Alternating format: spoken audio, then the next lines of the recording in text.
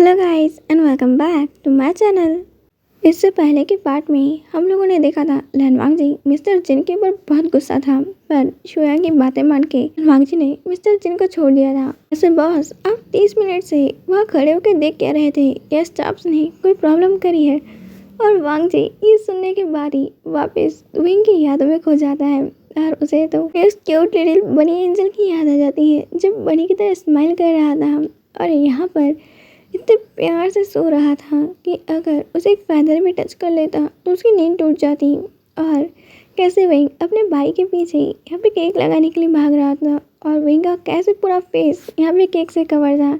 ये सारी चीज़ें इमेजिन करके वांग जी के फेस के ऊपर अनकॉन्शियसली एक बहुत प्यारी सी स्माइल आ जाती है, जिसे देखने के बाद सारे बॉडीगार्ड शॉक थे। उन्होंने अपनी एंटायर लाइफ में वांग जी को ऐसे स्माइल करते हुए कभी भी नहीं देखा। और यहाँ पे शुया तो जल्दी से फ़ोन निकाल के फ़ोटो खींच लेता है और कहता है बॉस आपके स्माइल कर रहे हैं, क्या अभी आपके लिप्स ने स्माइल किया? वांग जी अब यहाँ पर अपना फेस दूसरी तरफ करता है, शट अप। वांग जी अब मैनेजर को बुलाने को कहता है और जैसे ही मैनेजर आता है बेचारा वो तो पूरा कांपने लग जाता है। सर क्या कोई गलती हुई है बॉस? यहाँ पर वांग जी कहता है तुम्हारे सीसीटीवी कैमरास की फुटेजेस कहाँ होती है? वहाँ पर अब वो लोग उस कंप्यूटर लैब रूम में थे जहाँ पर सारे सीसीटीवी कैमरास की फुटेजेस थी। वांग जी अब सारे कैमरास को कुछ टाइम पहले के चेक करने लगता है जहाँ पे उनकी प्रीवियस रिकॉर्डिंग्स थी और देखते देखते हाथ में वो फुटेज लग जाती है जहाँ पे वो सभी लोग यहाँ पे विंग की फैमिली उसका बर्थडे सेलिब्रेट कर रहे थे। वांग जी उस फुटेज को यहाँ पे अपने फ़ोन में मंगा लेता है और यहाँ पर अपने फ़ोन से ढेर सारी विंग की ब्यूटीफुल एंगल्स में पिक खींचता है। विंग यहाँ पर सोच रहा था कि ज़रूर इस ओमेगा ने कुछ ना कुछ तो किया होगा। क्या ओमेगा यहाँ पे कोई ड्रग डीलर होगा या फिर कोई असैसिन? नहीं, ये वैसे तो मिला हुआ नहीं है। ये सारे ख्याल यहाँ पर रोहन के दिमाग में चल ही रहे थे। तभी उसके थॉट्स की ट्रेन को रुकते हुए वांग जी विंग की फ़ोटो दिखाते हुए कहता है पता करो ये कौन है?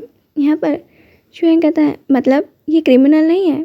वांग जी उसे घूर के देखते हुए कहता है बिल्कुल नहीं, ये स्वीट लिटिल एंजल तुम्हें कहाँ से क्रिमिनल दिखता है? ये सारे वर्ड्स बोलने के बाद अब थोड़ा खांसता है और कहता है मेरा मतलब है कि तुम पता करो ये क्या करता है और उसका नाम क्या है। वांग जी वहाँ से जल्दी से शर्म के मारे भाग ही जाता है क्योंकि जो सारे वर्ड्स उसके दिमाग में थे अचानक से उसकी जुबान पे आ गए विंग को क्रिमिनल सुनने के बाद ही। वांग यहाँ पर अब लग जाता है विंग के बारे में सब कुछ पता करने के बारे में। 30 मिनट के अंदर उसके हाथ में एक फाइल थी जो वांग जी के पास वो लेकर खड़ा हुआ था।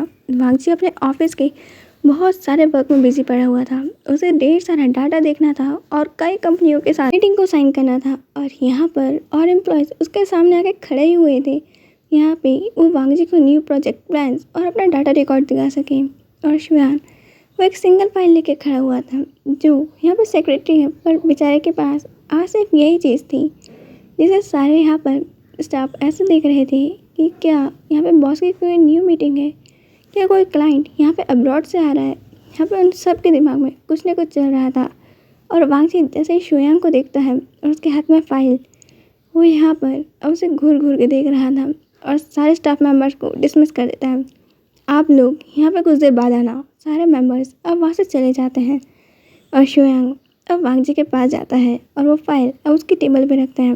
बॉस यहाँ पे जिस पर्सन के बारे में आपने मुझे सर्च करने के लिए दिया था उसका नाम वेवुशान है। हाँ, पर इससे पहले आप इसके बारे में जाने आपको उसकी पूरी फैमिली के बारे में जान लेना चाहिए। इसके फादर जियांग फैमिया अपनी वाइफ और अपने सबसे छोटे बेटे यानी कि वेवुशान के प्यार में पूरी तरीके से पागल है।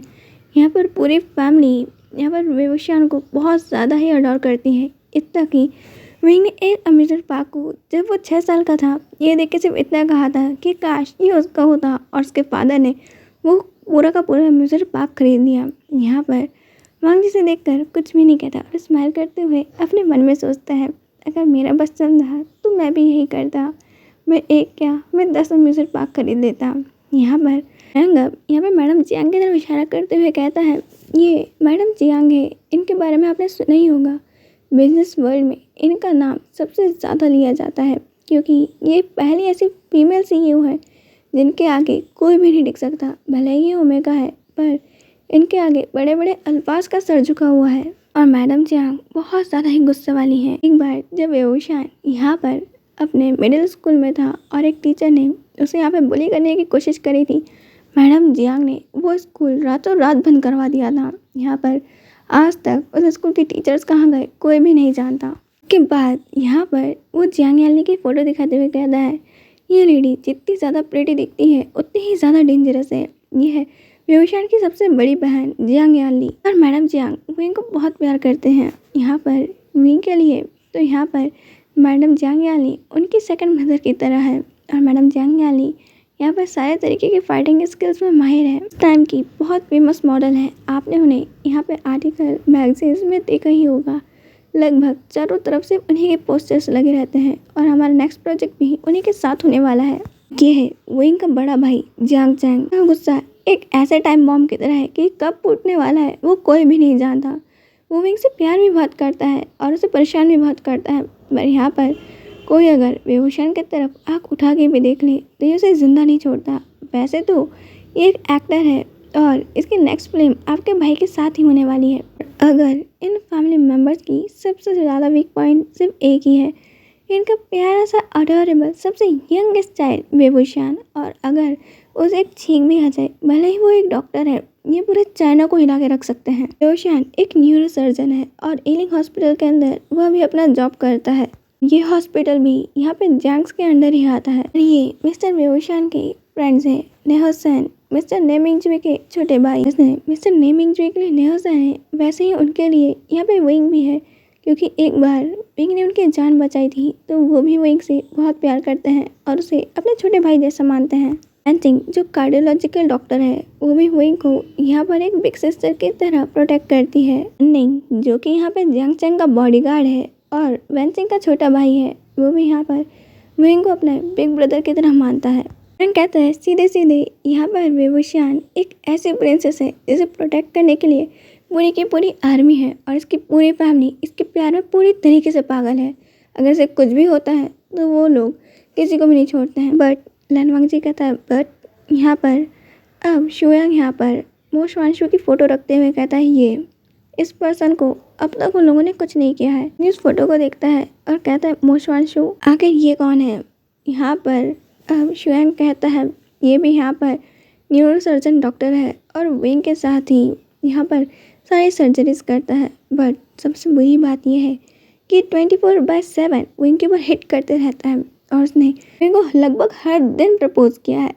वांग जी ये सुनने के बाद तो पूरी तरीके से हिल जाता है, वो अपनी सीट से खड़े हो जाते हैं। क्या? यहाँ पर शुयांग कहता है बॉस आप ठीक तो है ना। वांग जी कहता है व्यूशान ने क्या कहा उसे। यहाँ पर शुयांग अब कहता है क्या कहेगा, मना कर दिया। जल्दी से जाकर शुयांग का कॉलर पकड़ लेता है। तुम पक्का कह रहे हो ना कि वो लोग डेट नहीं कर रहे हैं।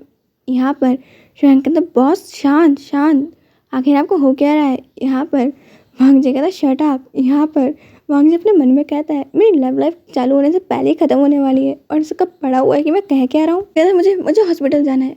बॉस आप ठीक तो है ना, आपको क्या हो रहा है। यहाँ पर वांग जी शुयांग की तरफ देखते हुए कहता है मुझे मारो, मुझे यहाँ पर हॉस्पिटल जाना है। शुयांग यहाँ पर वांग जी को कहता है लैन वांग जी तुम होश में हो या नहीं हो। वांग जी कहता है शुयांग तुम कैसे दोस्त हो, यहाँ पे तुम कह क्या रहे हो। शुयांग कहता है पहले तो तुम सुन लो कि मैंने कहा व्यूशान न्यूरो सर्जन है, वो बैंडेज करने वाला डॉक्टर नहीं है कि तुम हल्की सी मार खा के जाओगे और डॉक्टर को कहोगे कि प्लीज़ न्यूरो सर्जन डॉक्टर व्यूशान को बुला देना और वो बुला देंगे, समझे कि नहीं। तुम्हारा बैंडेज तो कोई नर्स क्या मैं भी कर सकता हूँ। वांग जी अपनी चेयर पर वापस बैठ जाता है और अपना सर पकड़ लेता है। तो मैं अब करूँ क्या, मैं यहाँ पर अब बीमार पड़ नहीं सकता हूँ और पड़ भी गया तो आखिर इस डॉक्टर व्यूशान को इतने कठिन डिपार्टमेंट में ही क्यों जाना था जहाँ पर मैं जा भी ना सकूँ। आखिर मैं क्या करूँ, मैं उसे हॉस्पिटल में ही क्यों मिलना है। यहाँ पर अब वांग जी विंग का टाइम शेड्यूल दिखाता है जहाँ पर विंग सिर्फ 24 घंटे हॉस्पिटल में नज़र आया और गलती से उसके पास टाइम होता भी है तो वो घर जाता है और चुपचाप सो जाता है, उसके पास बिल्कुल टाइम नहीं है। वांग जी कहता है तो फिर मैं कहाँ जाऊँ, ना वो किसी सुपरमार्केट में दिखता है ना यहाँ पर कहीं वेकेशन पे जाता है। अगर उसके बाद वेकेशन हो वो अपने घर जाता है, सो जाता है, फैमिली के साथ टाइम स्पेंड करता है, सो जाता है।